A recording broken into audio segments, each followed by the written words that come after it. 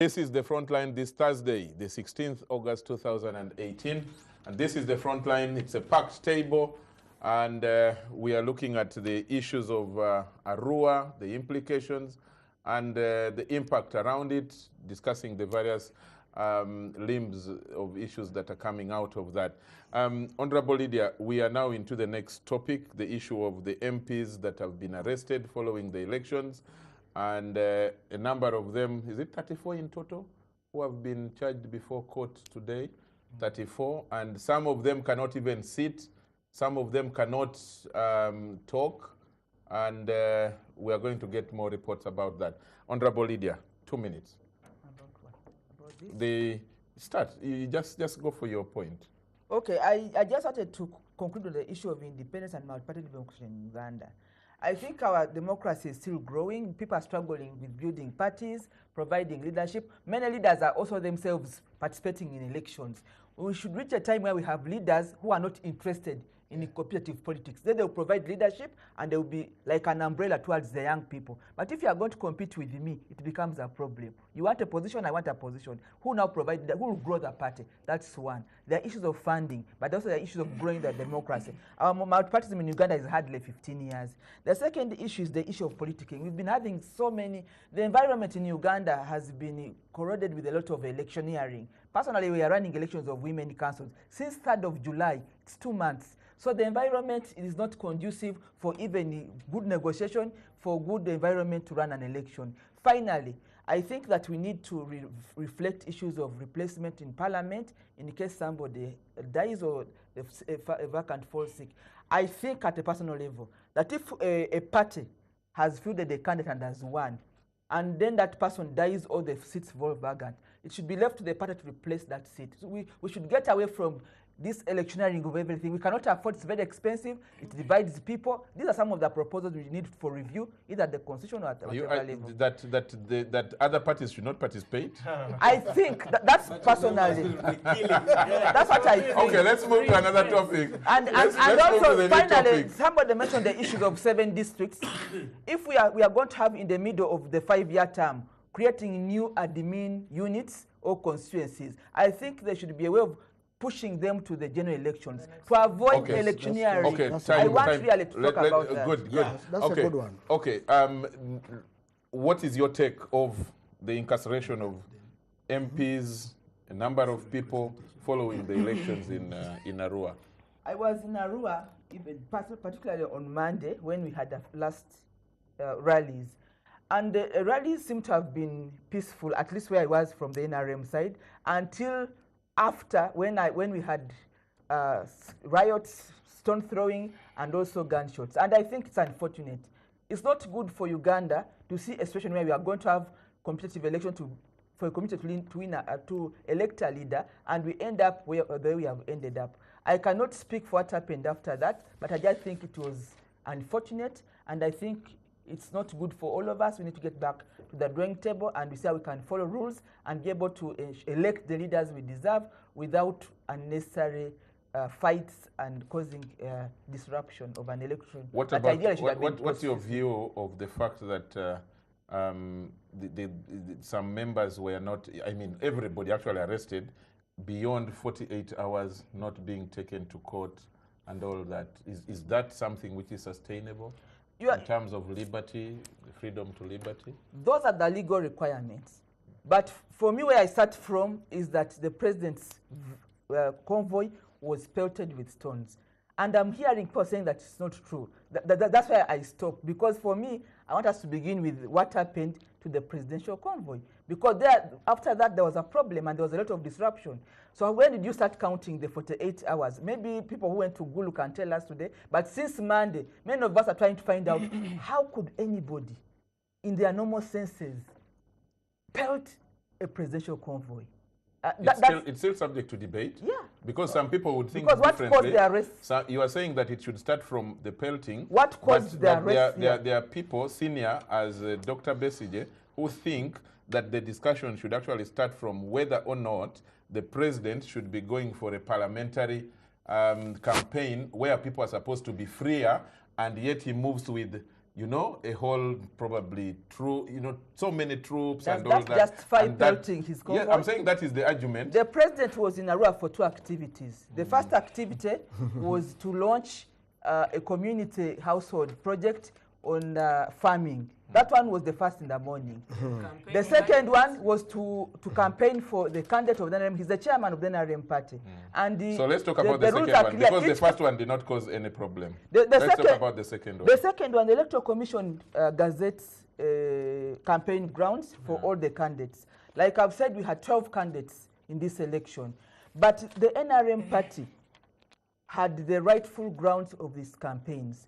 Arua Hill. And we had a peaceful rally until after the rally. That's when we heard about pelting of stones and gunshots and disruption. And the president's convoy was pelted with stones. And even we've seen pictures saying his vehicle, one of his convoy vehicles was stoned. Okay. Now the debate is whether or not these are photoshops. And for me, I am shocked that we can discuss that. Okay, Photoshop happens. Trump is crying about fake news. Right. So this is a time of fake news, and you can never rule them out. Yes, on to me, I want to. I'm very practical. When Bobi Wine's driver was shot in that vehicle, it was towed to the police as an exhibit. So where is this exhibit of the president's vehicle that was stoned at? For me, in my own opinion, I think if it is true that the vehicle was stoned, then government has tampered with the scene of crime. And therefore, there is no exhibit to show that actually the vehicle was stoned until government comes out clearly to prove. But I think the NRM had smelt that the Honorable Wadri was going to win. And they looked out for a scheme of having him and his entire task force incarcerated, little knowing that they were actually even creating more sympathy for him. And to me, the political environment should be in such a way that everyone who participates should be given the freedom and liberty to participate. And whoever wins, we congratulate them. Whoever loses concedes. But if you think you're going to come with your military might, then you go to hotels and pick up somebody's supporters, people who are supposed to be going for vote protection because you have the army, then I think that is not really fair. If we are practicing democracy, we should practice it in its true sense.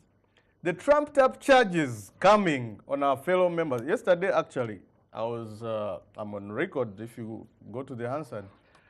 I was against the idea of a parliamentary team being sent to go and witness a military junta trying civilians who are not actually known soldiers or members of the UPDF under a military court-martial, because we are setting a very bad precedence. Tomorrow, somebody is going to get a magazine or a gun and throw it in my car because the regime wants to get at me.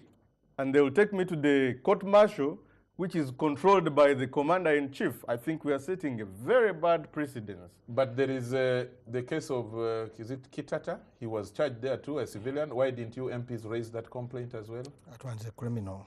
Kitata and Boda Boda 2010. Because forget about what he does.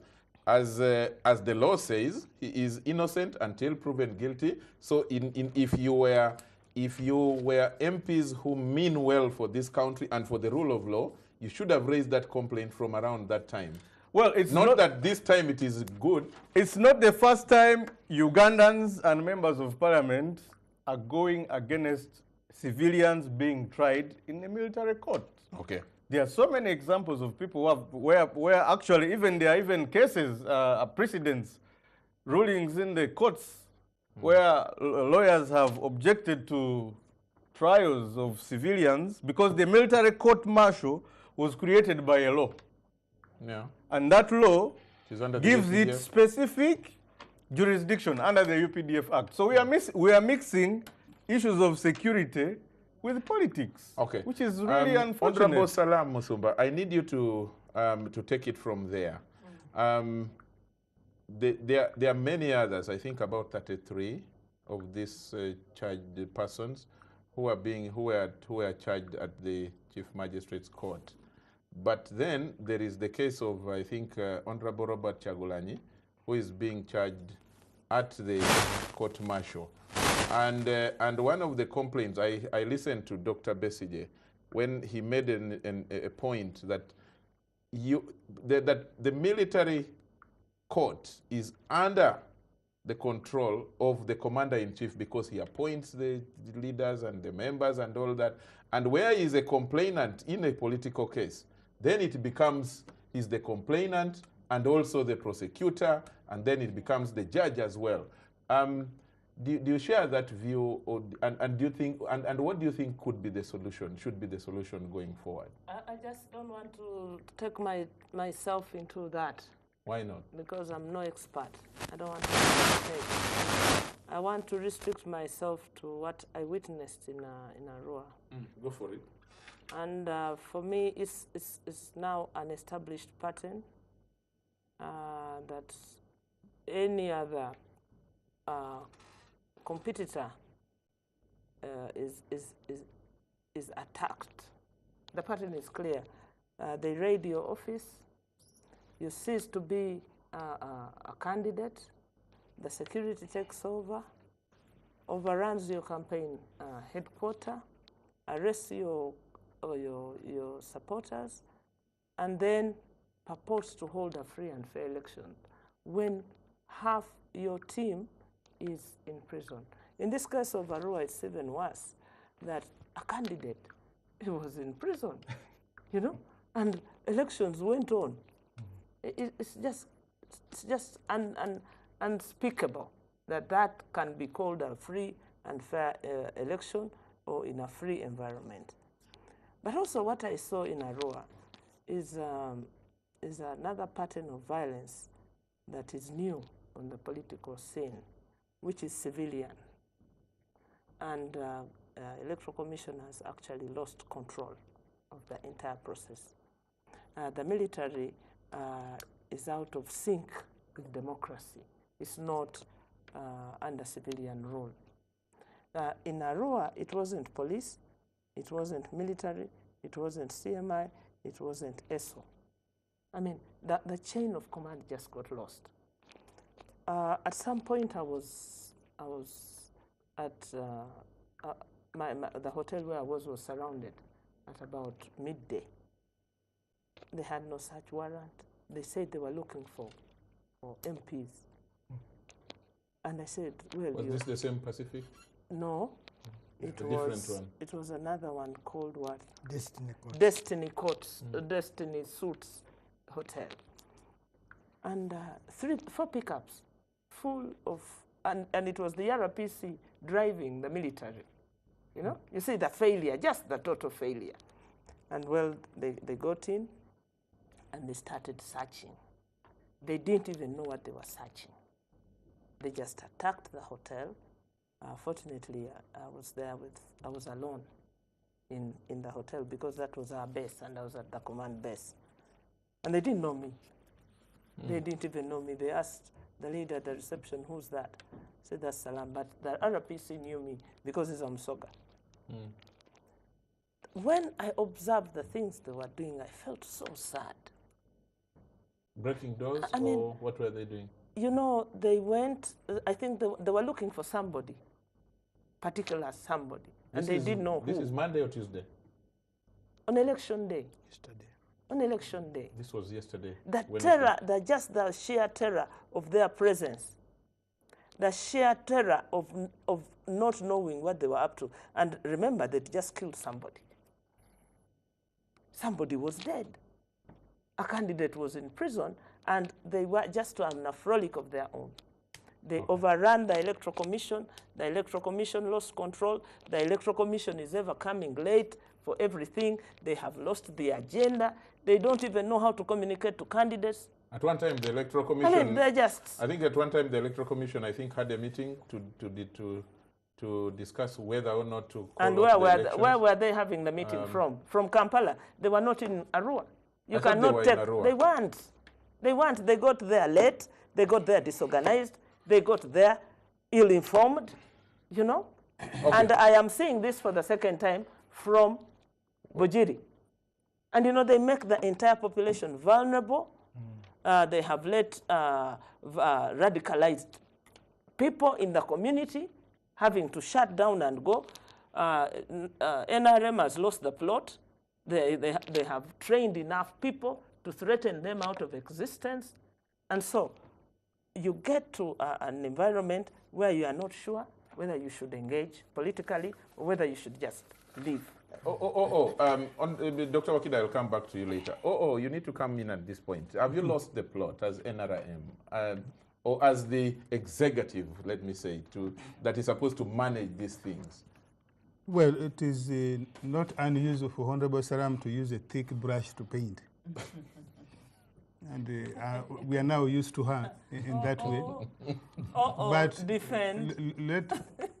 Let me first go. We haven't lost the plot. You have. But like the president did point out, in the particular instance of Arua, that administratively, the police, say call it the police, which is the lead agency in policing on election day and day to day, that if indeed the Electoral Commission has schedule and has gazetted campaign venues for the last day rallies and perhaps also mapped out the routes for going into those venues and out, how come that when the rallies ended, the police was absent or was thin to allow two groups to confront each other in the manner that they did? That led. Police tried. No.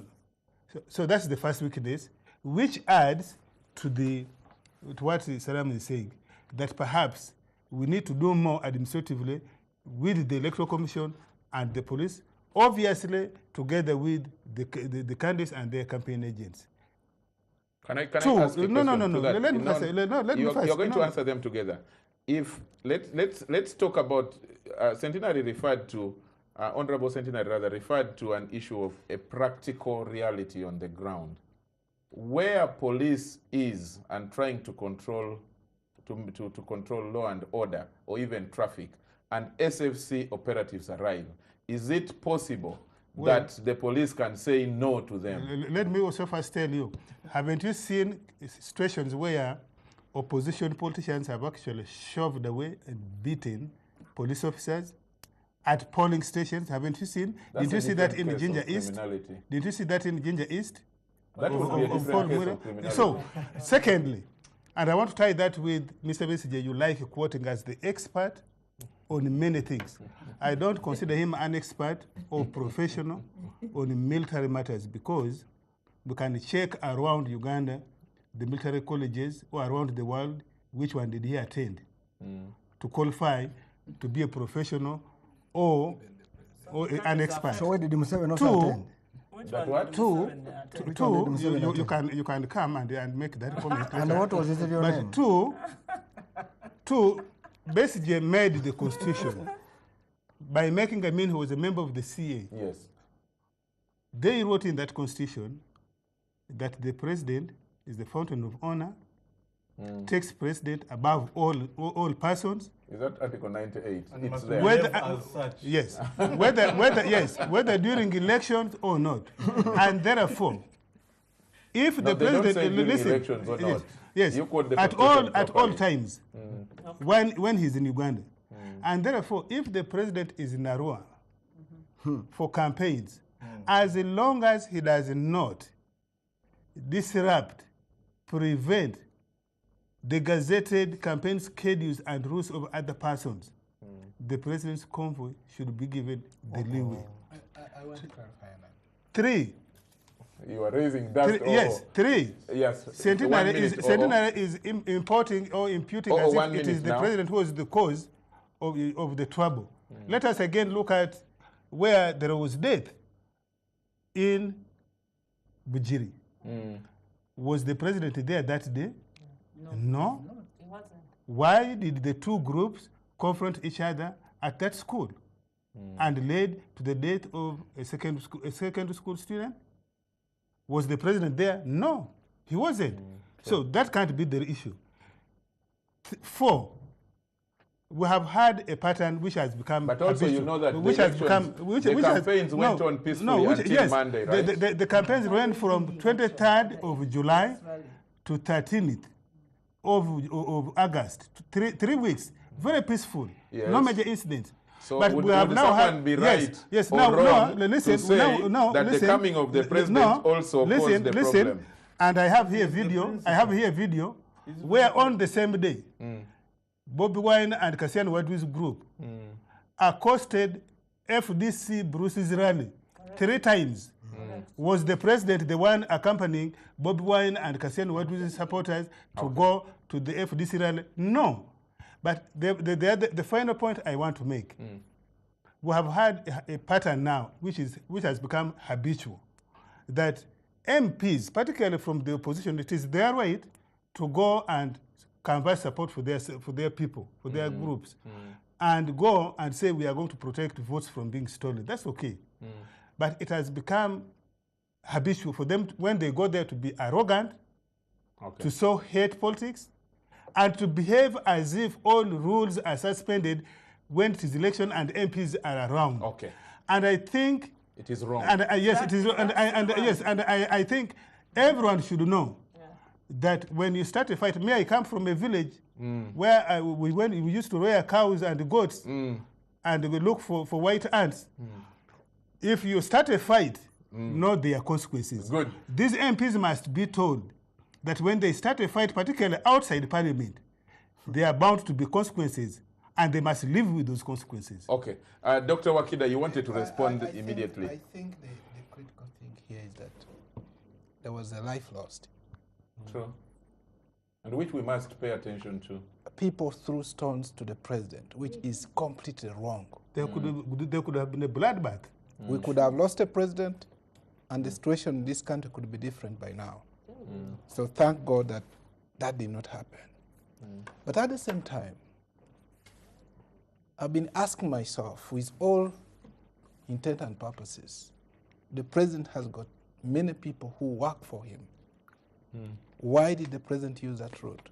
The route for which information he must have already got, that there was opposition in procession. That's one. Not necessarily opposition, actually any procession. Yes, because there was NRM coming from Arua Hill. Very good. There was the group of Wadri coming from Ediofe Road. And then, but he didn't go the downside. And these are very critical questions for the president. You can leave that for SFC command. Wait a minute. To take action on the operation why of the day. Did that happen? His answer is asking questions. Yeah. I'm telling you, he should leave that the operations to the SFC to take action on the operations command of the day. SFC is not going to resurrect this young man who lost his life as a result of that carelessness. So you tell me about SFC, that does not work in this time. SFC serves the public, I want to ask another question. The president, why does he subject himself to that kind of humiliation? It was all evident. It was all evident that this election, NRM could not win. So why did the president go there?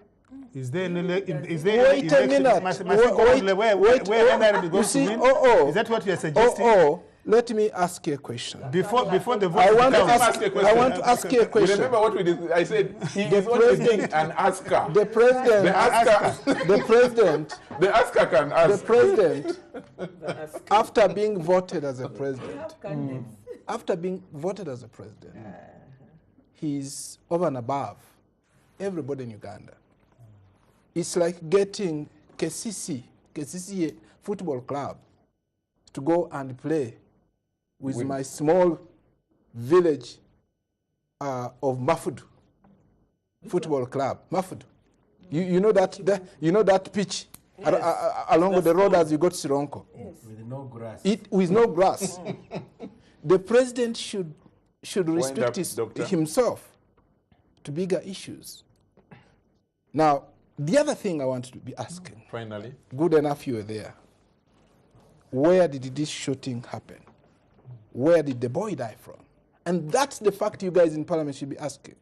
There are two places here. There is Hotel Royal, there is Hotel Pacific. Now that you know the place, we shall That ask you. no. Because you see, for us, we are getting information. You seem to have These the are very information. critical You questions seem to have the information. in order for you to establish the death point. Because there was death, we can talk about what happened, who won. But the critical thing here Life is was that lost. life was lost. Needlessly. But also, In the beginning, it was lost. can parties learn that it's not about colors, it's not about parties. Sometimes it's about a person. And that's what happened in Arua. Okay. People voted for a person. Okay. Honorable Nandala, Thank you very much. your views about the Yeah, incarceration? first of all, I want to start with this. In 1980, when President Museveni stood as a UPM president, I think he got 7 votes. Yes. Like his name. It clearly showed that time he had nothing and it was nothing. All these who are following him is because he has something now.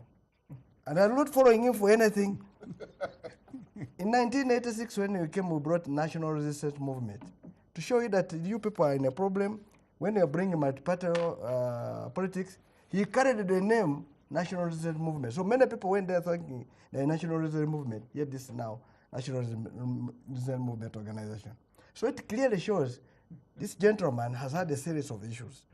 Now, as we speak now, he's on really a downtrend. Yes. And he must use all available means for his survival. And that's why I want to make these cases now. One, EC is no longer in charge of security. And yet the law says EC should be in charge. election. In elections. Yes. I saw them when we asked the chairman and the vice. You see them saying, But then you grabbed a military vehicle in Bali. don't worry, and we're ready for them for us. and yet, because I don't know why you bring military in election or whatever. And yet, when we ask the chairman and the vice, I saw them even not say, oh, we do work with the coordinate security. In fact, the security in election reports to the electoral what? Election Commission. But they have given away. 3, I was at a place called Madibo in Kenya. The mayor of Arua called Kato. Kenya country. Kenya Ward, sorry. Okay. The mayor, but the place called Madiba. The name like Manderas. The mayor came. He got there people. He literally people were saying they were saying he was carrying what ballot papers and money. When this raised it, the man first came. He broke boys' legs. He came back and came. Then when the boys got up and started because there was a house between. The ones that had broken their legs, they chased him again. No, there were people on the side. There were men at the polling station. No. So when they followed, the man went to police. They came and rounded off. They have arrested over 40 boys. Yet the man who should be in prison is what? According to the you. mayor. I swear that mayor should be. In fact, you listen now. Finally. No, not finally. Now. No, we have run out of time. Now, I'll tell you this. Now, when the president One minute, Honorable. yes, okay. Yeah. You see, the virus, we don't want it in election. Yes. And I can tell you, for me, I was there even on Sunday. Wadri's team attacked us, Bruce's team, but we were very peaceful. Is this the attack that Honorable Salam was referring to? First of all, at Edofe. No, Edofe first. On social media. No, near Someone just sent a message near the that church school. you were Near the talking school. about The church. Then at Mvara down there, near Mvara, the Protestant. Was Museveni there? Please listen first. That is also we condemn it. But what happened the following day? Let me tell you, if Museveni should stop going to these campaigns as a president. But he's a party leader. Yes, let him go as a chairman. And Please, you know, under multi-party politics, the please. rules provide. Listen, the chairman of a party can go under campaign, but let him leave these things. Otherwise, if he wants to be a president, he must be a president for all Ugandans. At that time, he was the president for only what? NRM. That's dangerous. Yeah, it is true. Because if he was the president for all of us, he would be the one now coming and say, coming all the groups. Okay. But now, you see, what happened for me. If they, Way forward. I'm going to give you a go. If they stoned the cars, why did they not break the one which is bulletproof? Never broke those pickups. Even his toilet was not hit, but they only broke. You said that one was the luggage you see, carrier. these are things that one was not armored. And these people have to be very careful. So you want In the statement outed all of them to yesterday, be At least if they are stolen, why only that? They you should wanted have. all of them to be stoned so that broken, so that you believe. I want to make this case now. I want to bring in Chairman Mao to Yes, wind it's up. going to come. At Arua Hill, that place was booked by Joko. And he had paid. They threw Joko out and took it over. That's violence already by That's Museveni. why he was crying. That's why I was crying. They arrested MPs, Munyagwa. I'll give you an example. That's why I'm worried even now. My colleagues were arrested with something. Munyagwa, Haji Swedi, Amata Tagafa, this councillor from Kawempe. There were about 5. They tied them. They beat them very well. You are not mentioning Honorable Zaki. No, wait, and I'm Honorable giving an Chagulani. example. This one, ours. On the front, they picked everything. For you, you are mentioning only yours. Listen, listen, I'm the right maker. Listen. Now, if they beat these ones like this, Okay. yet what about the Zakes? Then any woman they go to the previous day, whom they say had a gun, had beaten the police, I am sure they're dead. They are finished. Because that's why even they cannot bring Chagulani in a normal court because they want to take him in a hidden place. I'm sure this man is not even sitting. I'm not even so sure if he's there. Maybe the others. So these are things we must be very careful. And I want to call on President Museveni to really respect the people of Uganda. They have been kind to him for 35 years. He should not extend beyond this. Okay. It is very bad for him to import violence in an election. Okay. And the man, But this was please, people attacked they, you. cha- Was they, it charge, the one who they, attacked they you? charged the election in Arua was charged, and Museveni made it worse by bringing everywhere SFC, tankers, police, this local whatever. The place was finished, and everybody was saying, "What is this? Are we in a war?" The Okay. Queen was here. So this gentleman should really desist from going if he still wants to be really called the president of Uganda. New Okay. administrative units, we are going to discuss it. I also agree on this one with Lydia. I'm sure electoral commission, first of all, those machines where we put the hand, the BV what? BVR. They have no totalizers. What it means is it cannot total how many people have passed their fingers there. It cannot tell you who has even passed there. So instead of now improving the system, every day they are based on by-elections. New administrative units, they are just busy making money instead of developing. And now we think Finally, Honorable this is very dangerous. Honorable Mao. Way forward. Charles, Way forward on. I know we are pressed for time, Yeah. but one writer in the early years said of all manifestations of power, restraint impresses men most. And in Makerere, we used to say the force must be equal to the danger. Whatever the danger posed to the presidential convoy, and indeed, Honorable Gona Hassa told me that there was stone throwing at the presidential convoy. I think the response was far out of proportion to the danger that was posed. And we must condemn that. We must condemn the stone throwing also. There is no way. We need order. The other thing is that we would probably be talking in a more civil manner. But what is going on now is not prosecution. It is really persecution. If you heard the testimony of Honorable Segona and the Honorable Asuman Basalirwa, who actually saw Honorable Robert Chagulani. They saw him? Yeah. This afternoon? They saw him and they spoke to the media. And we all received the audios. Did they talk to him? He cannot talk. His eyes are closed. He cannot sit. He can't stand.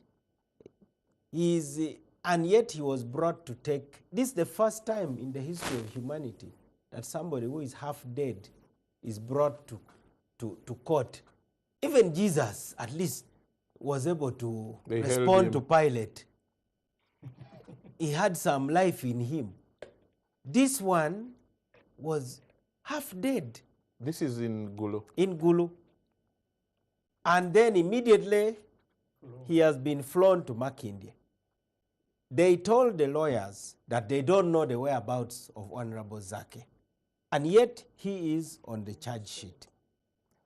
Now, I think as Ugandans, the debate should be about the character of the state. The kind of state that the NRM has created is really predatory. Elections should be a competition to serve, not a struggle for survival. I should not be fighting to defend myself against death if I'm in an election. I should be allowed to take my product to the marketplace. Let the buyers reject my product. The product being I should not be beaten up at the gate of the market on account that my products are bad. Let the voters be the judge. Therefore, just before you make the last communication, was the wife allowed permission to see him? No, there are only 2 people who were allowed in, and it took a lot of back and forth negotiation, a lot of behind the counter outreaches. But what about medical attention? Is he getting? Because that's provided he was supposed to be on drip.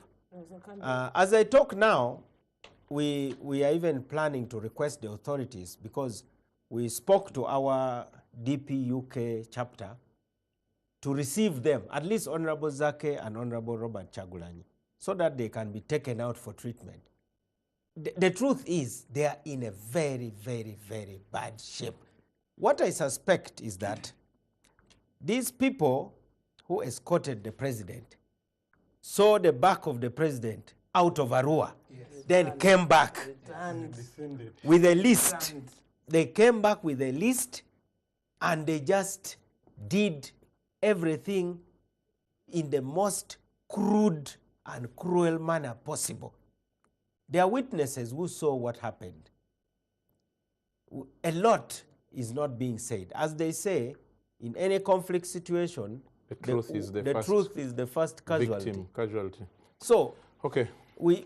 I personally believe that the government should stop this business of bringing images that don't add up. The truth of the matter is that, what's the point of taking me to court if you have already punished me so severely? Okay. It simply means that you probably know you don't have evidence, and these charges will not stand the test, and they are just meant to harass. But the truth of the matter is, we must pick up some lessons. The hatred, you know, in one of his notorious books, Machiavelli said, whether you should be, as a leader, you should be feared or loved. And he said you should be feared. You cannot force love. But then he said, but above all, don't risk being hated, because hatred can drown fear. I think the hatred some of the members of our society have for the person of the president and whatever he represents has now drowned their fear, and they are ready to do anything. We should be worried about that, and we need to have a healthy conversation about the future, particularly the young people who have nothing to lose. Okay, thank you so much. That's the voice of Chairman Mao. Unfortunately, we have overshot our time by 10 minutes almost. A frontliner, Ofono Opondo, frontliner and Executive Director of the Uganda Media Center. Honorable Nandala Mafabi Nathan, he is the Secretary General of the FDC, the biggest opposition party. And Chairman Bugisu Cooperative Union, the only working cooperative union currently in Uganda. Dr. Patrick Wakida is a researcher and affiliated to the FDC in opposition. And Honorable Salam Proskovia of Onopondo insists that I must add the word Proskovia. One day I will find out why he is attached to that name. But Honorable Salam Proskovia Musuba, yes?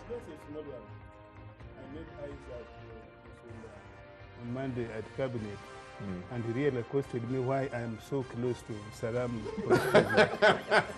on this show. That was a friendly accosting, I am sure. That was he was pelted. Honorable Salam is the vice chairman of the FDC.